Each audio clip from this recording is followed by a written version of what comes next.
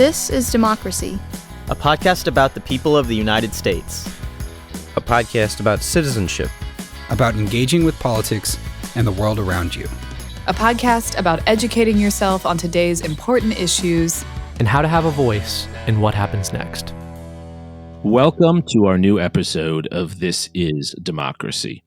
This week, we have the somber duty of focusing upon yet another recent tragedy in our world, and this is the tragedy of the earthquake in Turkey and in Syria that recently occurred. It was a 7.8 earthquake, followed by a 7.5 and many other aftershocks. And as I'm sure all of our listeners know, this has led to really inhuman devastation of so many parts of Turkey and Syria that we have all seen images of, but I don't think we can fully grasp. We are fortunate today to be joined by an expert on the region who has also been in the region, who can help us to understand both the implications of this earthquake, but also the history and politics around it. As always on our podcast, we want to understand how history influences our moment and how history can offer us some pathways forward as well. We're fortunate to be joined by Dr. Gönül Tol. She is the founding director of the Turkey program at the Middle East Institute, a prominent think tank in Washington, D.C. She's the author of a brand new book, Erdogan's War, A Strong Man's Struggle at Home and in Syria. The book was just published in January, so her timing is very good. And she has taught at both George Washington University and the National Defense University. I should say that Dr. Tol her family is from the city of Mersin, which is near the city of Antakya, which is one of the large cities that was devastated by this earthquake. And she was in Mersin and traveled to Antakya as soon as the earthquake occurred before returning to Washington, D.C. Her family, among many others, sustained losses of loved ones during this earthquake. Gönül, thank you so much for joining us today.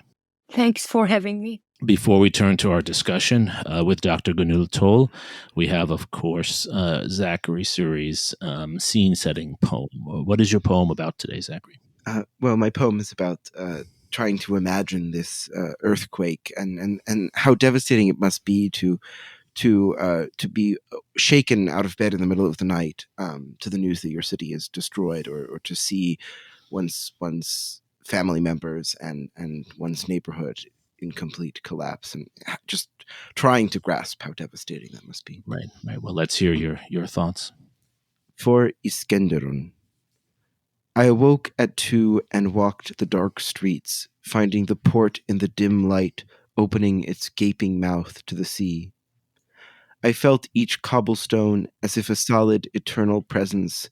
This one saw the first man kiss the first woman, this one the first automobile. I must have fallen asleep somewhere, around 4, for I awoke with a cobblestone on my head and a hunger I feel still to this day. The world is eating itself, but we have nothing to eat. The earth is eating us and eating our children. I can no longer hear them scream. That's beautiful. Gönül, if you are comfortable, can you share your experience and reaction with us? Sure. Jeremy, we were at the time in Mersin. Mersin is a southern Turkish city, which is only a few hour drive from Antakya, which was hit really badly in the earthquake. I was with my sister and her 4-year-old daughter.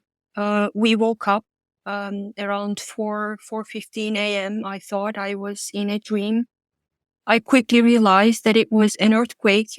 People say that it lasted 30 seconds, but it felt like eternity. So I grabbed my sister, who was in shock, and her 4-year-old daughter, and we ran outside and ran a few blocks to reach my parents' home. Then we received a phone call from my sister's husband, who said that Antakya had been leveled to the ground and that his family members were trapped under the rubble. And then we took my father's truck and we drove to Antakya. and it was like a war zone. There were dead bodies on the streets, people screaming, people trying to pull out their loved ones.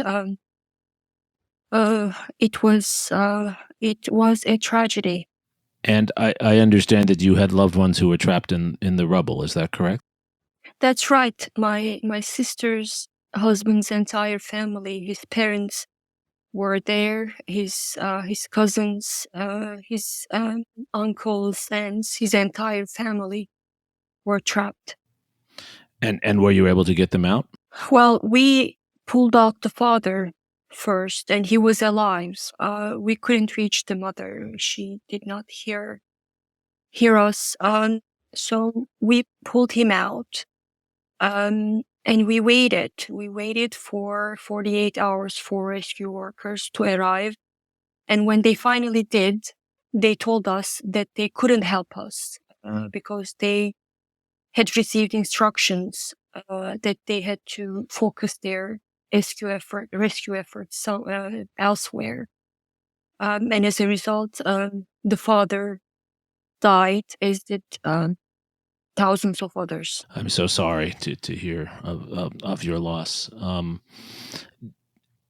You were also involved in rescue efforts in 1999, which I think was the last big earthquake to hit this region. It was not as large an earthquake as this one, did not cause as much death, but it was also quite a devastating earthquake. How would you compare this experience to what you witnessed firsthand in 1999?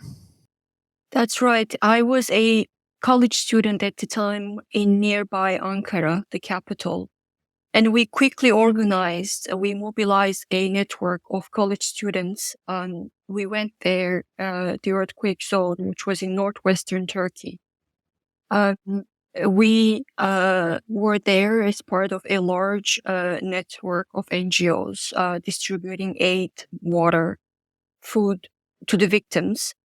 And at that time, the government was also slow to respond. But by the time we arrived, which was shortly after the earthquake hit, there were Turkish troops on the ground taking part in search and rescue efforts. There were civil society organizations like us, volunteer groups, distributing aid to the victims, and there were government rescue agencies.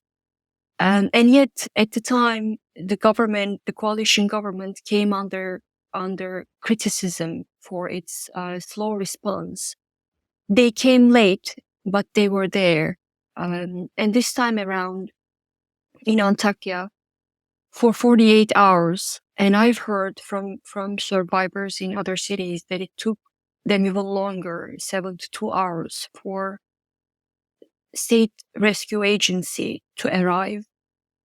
Turkish troops were not deployed, and there were no civil society organizations working on the ground. So for almost 3 days, there was no one to help, which was significantly different from what I had seen in 1999. And to me, I think that was the most striking picture of Erdogan's new Turkey. You mentioned the political moment surrounding the 1999 earthquake. Could you explain for some of our listeners who might not know this history very closely, how that moment and that disaster, that tragedy, changed the politics of Turkey? The 1990s were considered a lost decade. Many of us thought that the 1990s were like a curse. There were coalition governments, dysfunctional institutions, an economic crisis. There were bombs exploding everywhere. So 1990s were pure chaos.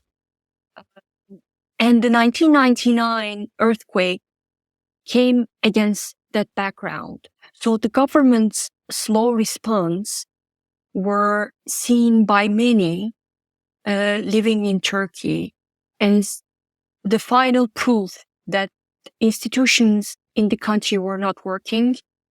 The state was not responsive to the needs of its people.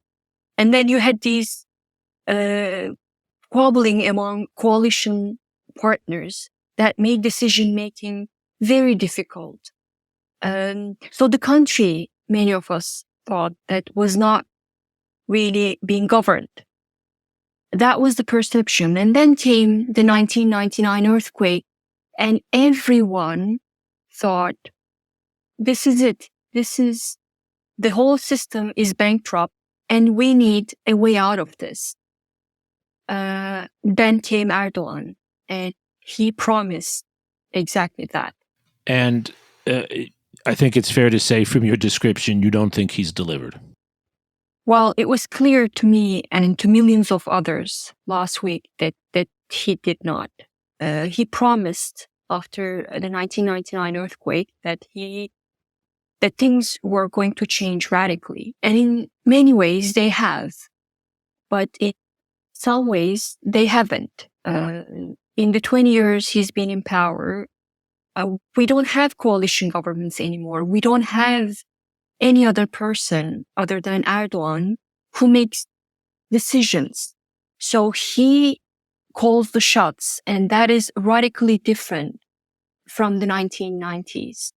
And yet, there's still corruption in the country. There is bad governance. And on top of that, we don't have institutions that we had in the 1990s. So he came on that promise, he made that promise, and many of us believed him. So when he came to power in 2002, the promises that he made, I think, struck a nerve. This was a country that was tired of coalition governments, a country that was sick of all the established political parties, sick of the establishment. They thought a small corrupt elite was running the country, and they had no idea what people were, how much they were suffering. So Erdogan said that, I represent the people. I am the people. We are going to get rid of this small corrupt elite. And I'm going to fix things. I'm going to fix institutions. I promise you a more democratic, more prosperous country where state institutions are the servants of the people, not the other way around. So we believed him. And yet, last week, once again, I saw that he took the 1990s and all the problems associated with the 1990s and took them to a whole new deadly level. You mentioned the small, corrupt elite. There have been many reports in the American press, and you've written about the corrupt elite around Erdogan, which in some cases, in many cases, was responsible for the poor condition of buildings. Do you see Erdogan and that sort of corruption as one of the central causes of this disaster? That's certainly right. And I think that's the bigger story here to tell. The Turkish economy under Erdogan rode high on the back of a construction boom. So he enriched a small circle of close associates from the construction sector by awarding them all infrastructure projects without competitive tenders or proper regulatory oversight. And these companies embarked on a massive building spree, constructing infrastructure and homes in earthquake hotspots without following proper building codes. In Hatay, for instance, that's where my sister and her family live. And it's also one of the hardest hit areas in the country. Residential buildings, hospitals, and even the local branch of the Turkish Disaster and Emergency Management Presidency, which is called AFAD in Turkish, all built by Erdogan's cronies, were either leveled to the ground or suffered massive damage. And the town's only airport, built on top of a fault line by a company again closely tied to Erdogan, was split in two by the earthquake. Another problem is he oversaw a sweeping amnesty program that forgave faults in millions of buildings across Turkey. So he now wants us to believe that this was a natural disaster, that no government in the world could have responded to it in any different way, and that we should just accept it as fate. But what I see and what I have been seeing, both as a person from Turkey and also a scholar studying Turkey, that this was largely a man-made disaster. The things that Erdogan did and the things that he hasn't done, I think, paved the way for last week's tragedy. And now, more than a week since the earthquake hit, have you seen a change in the government's response? Has the Turkish government been better at getting to help people and also providing shelter and food for those who have lost their homes? It's better than the first few days, but it's still not enough. There are now, Afad is there on the ground, but in many cases, it's making things worse. There are now volunteer organizations, thousands of people poured into these earthquake zones to help the victims. You have international agencies, you have foreign country delegations taking part in search and rescue efforts. You have opposition-run municipalities. They mobilized all their resources. So there are a lot of people right now on the ground. But the government's actions, even now, at this very moment, are making things harder for all those people who are there to help the victims. So Afad wants to be the sole coordinator of everything because Erdogan does not want anyone else to take credit.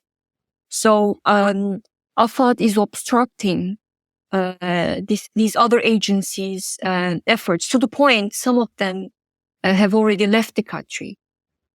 So there is now a government agency on the ground, but they are not doing a lot to help the victims. So they were not only too slow to respond, but they're disorganized, and also add to that the fact that Erdogan sees this as a critical turning point and wants to take all the credit. That's why now Afad is, I think, obstructing the efforts of other agencies who are trying to help the victims. And just to remind our listeners, Afad is the government relief agency, correct? That's right. And you mentioned earlier that even in the response post-disaster, post-earthquake, you've seen rampant corruption, and there's been a perception, at least, that Afad is not responding to all emergencies in the disaster zone equally. Is that correct? That's right, and I've experienced that firsthand. So my family had to wait for 48 hours, and I remember seeing that man. He was wearing a kind of uniform, which made us think that, he's here to help us. So we rushed, we went up to him and begged for help. And he asked for an address. He said, "Do you know where this address is? Because I'm here to help the people who are living in that address. And I was sent by a member of parliament from Istanbul." So that very moment highlighted the fact that how corrupt the whole country has become. That's astonishing to me. I just want to make sure that I understand this right, that you were waiting for help for members of your family. I think your sister's husband's family, who were in the rubble, and an aid worker arrived, or someone from an aid agency, and they said they would only help someone at a different address who had some connection to someone in parliament, and they did not offer you assistance. Am I understanding that correctly? That's right. It's hard to believe, but it's right. If I might ask, how did you react at the time? I started crying, and my sister started screaming, and my sister's husband, he wanted to calm us down because he thought if we protested, then that help would never come. But in the end, his parents and his entire family died. And that's been, you mentioned protesting, that there's been a whole nother story too, of late, that the Erdogan regime is spending its time or devoting its time more to the suppression of protest and dissent than to the continued rescue efforts, which today are still unearthing people trapped in the rubble. Does the focus of the regime at the moment seem to be that much more on the sort of its own political stability? That's right. They're trying to spin the narrative. So one of the first things they did was not deploying Turkish troops, not sending Afad, the rescue agency, not doing anything to help the victims. But the first thing they did was to work on this video, this propaganda video. They basically said, this is the disaster of the century. And there was nothing we could have done better. So any government in the world would have been helpless in the face of such a tragedy. So that was the very first thing. And the presidency's communications department sent this note to to Turkish embassies across the world, asking them to control the narrative, telling them, you should tell people, your contacts, and to the public that Turkish state, Turkish government they've done everything in their power to respond to this efficiently. So those were the very first things that they did. And later, the second thing that they did was they slowed down Twitter, because Erdogan was coming under so much criticism on social media. And remember, Twitter played a critical role in the early hours, because Twitter became a platform where people organized help, channeled help to the regions affected. Twitter was used as a platform for people to disseminate info about the whereabouts of their loved ones. So access to Twitter, information shared on Twitter was really critical for search and rescue efforts. And yet Erdogan decided to slow it down.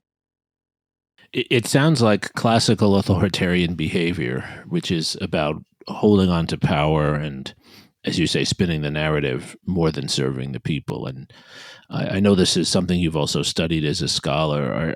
Are you surprised? I'm not. This is Erdogan's MO, unfortunately. When a disaster hits the country, the man who loves the camera so much, he disappears from public view for a few days. He lets his cabinet ministers handle the situation so he can blame them if anything goes wrong. But this time, again, he went to the earthquake regions 3 days after the earthquake hit. Usually he takes longer, but I think this time the scale of the tragedy was so big that he felt that he needed to go. But so this is how he reacts to disasters, to crises, to problems.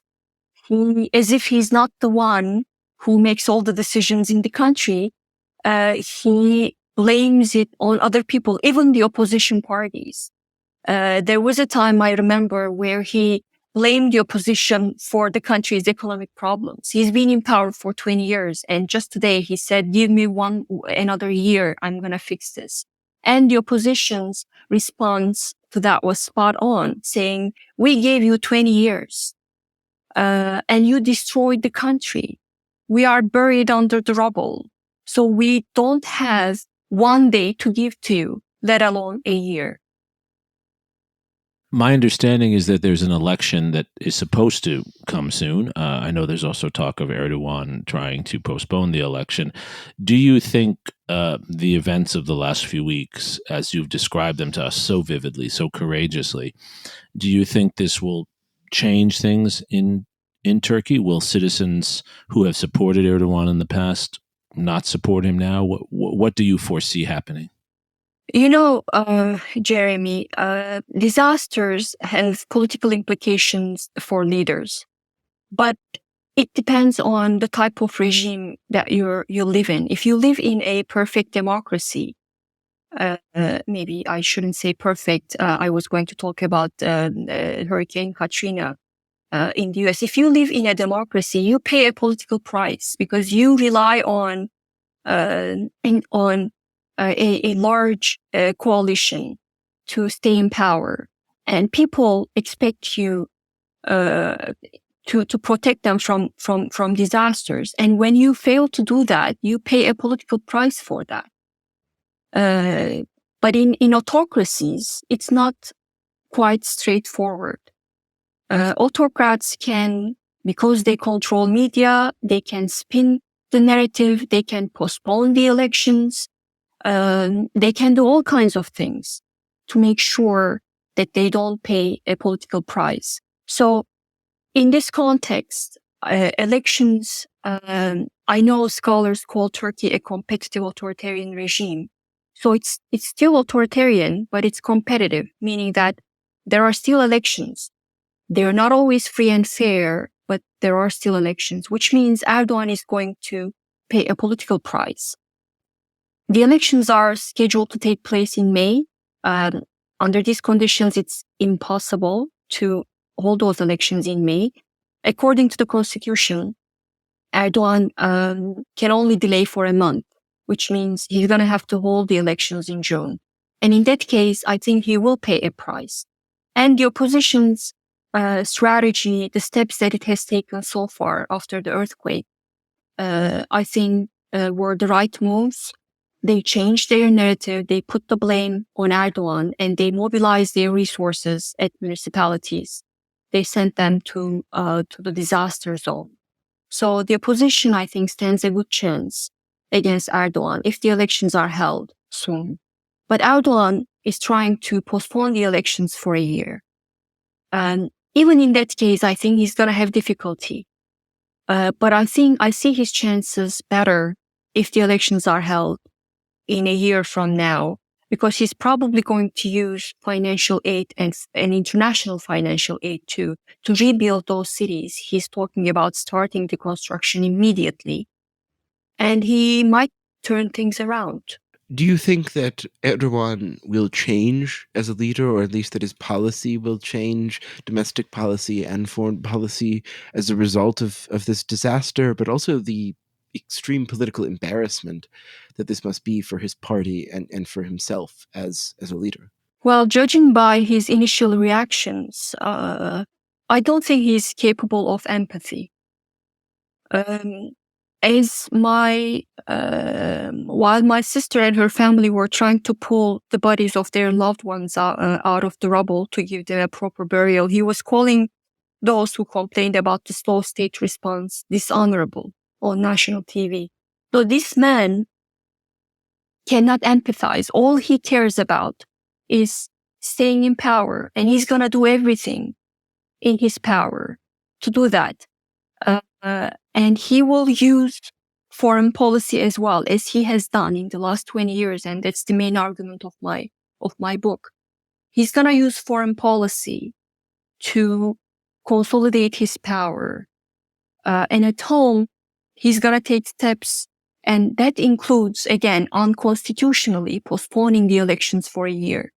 He's going to do everything in his power to keep his grip on the country. This is such a difficult subject to talk about, and we so appreciate your willingness to speak so frankly with us. We always like to close our podcast, Gönül, with a discussion of how this knowledge that we've shared, how this history and contemporary analysis can help us to think about positive things we can do going forward. What should the U.S. and the European Union be doing now? And also, what should citizens who are listening and want to help, what should they be doing now? I know Erdogan angered many in the Western world with his policies, with his anti-Western narrative. So I understand if Western governments are not too enthusiastic about extending a helping hand. But this is not about Erdogan. This is about the people of Turkey. And I think the people of Turkey need help from the international community. There are great NGOs, Turkish NGOs on the ground. One of them is called Ahbab. It's run by a rock singer.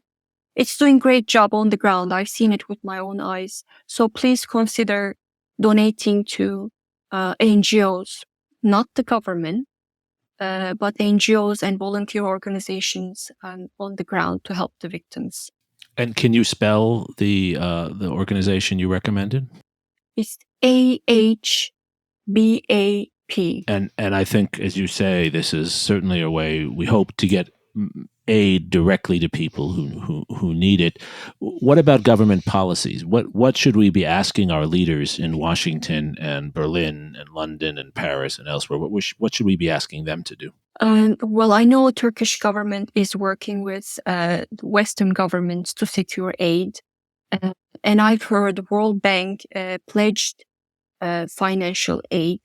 So I think all these governments working with Erdogan's regime, they just want to make sure that the financial aid that they're giving or they're considering to give to Turkey does not empower the very man who caused this destruction.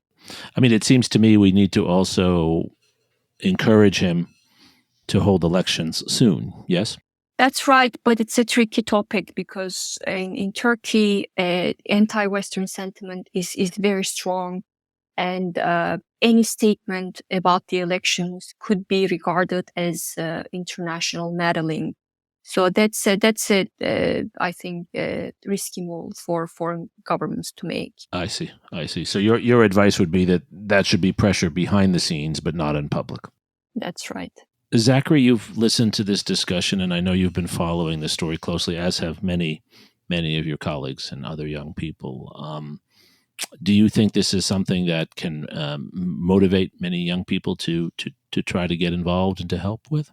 I think so. I think this is hopefully a moment where, even in the midst of this tragedy, young people in the United States in particular can learn about, or will be forced to learn about, Turkish politics, Turkish policy, and the Turkish people. And I think that there's a real obligation for young people who care about these issues to pay attention and to seek out these personal human stories that we've heard today. Right, and maybe even to help families that we know in our own communities that like Gönül's family that have relatives who are there suffering at this moment. Dr. Gönül Tol, I can't tell you how grateful we are for you so courageously and honestly sharing your experience as well as your enormous scholarship on these topics. I think you've provided us with a deep and rich understanding of this difficult political and social moment in Turkey. Thank you, and really our best wishes to your family, and our hearts go out to you and the thousands, the tens of thousands of other Turkish citizens and Syrian citizens. We have not talked about Syria at all. Those who suffered in this moment. Thank you so much for giving me the platform to tell this story. Thank you, Zachary, for your moving poem, as always. And thank you most of all to our loyal listeners. Please remember to donate, if you can, to Ahbab. I don't know if I'm pronouncing it right. AHBAP. And please also donate to other organizations, provide assistance to those who are suffering. And also, when you have a chance, please pick up Dr. Gönül Tol's book, Erdogan's War, which clearly will give you the background to understand, as she has explained to us, the political failures that have made this difficult moment so much more difficult for citizens in Turkey and elsewhere. Thank you for joining us for this week of This Is Democracy.